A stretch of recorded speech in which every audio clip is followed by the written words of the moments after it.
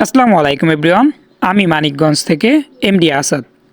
আজকে আমাদের কোয়েলগুলোকে গোসল করার জন্য ঝুরঝুরে বালুর ভিতর ছেড়ে দিয়েছি।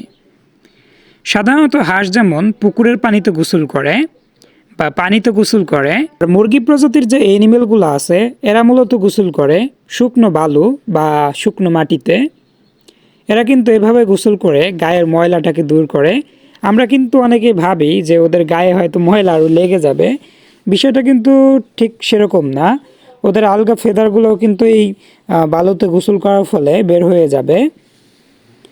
আর সেজন্য মূলত আজকে ওদেরকে আমরা এখানে একটু গোসল করার সুযোগ করে দিয়েছি। এখন অনেকে ভাবতে পারেন কোয়েলগুলো কেন ফ্লাই করছে না বা উড়ে যাচ্ছে না। এগুলো কিন্তু ডানা থাকা সত্ত্বেও উড়তে পারে না, এমন একটি কোয়েল প্রজাতি। অনেকে আপনারা জানেন ইউরোপিয়ান হোয়াইট জায়ান্ট কটনিক্স কোয়েলগুলো অতিরিক্ত ওজন হওয়ার ফলে ছোটোবেলা থেকেই কিন্তু এরা ফ্লাই করতে বা উড়তে পারে না। এদের বয়স 20 থেকে 22 দিন। অতিরিক্ত ওজনের ফলে এরাও কিন্তু এখন তেমন একটা উড়তে পারে না। 4 থেকে 5 ফুট দূর গিয়েই কিন্তু আবার ধপাস করে মাটিতে পড়ে যায়।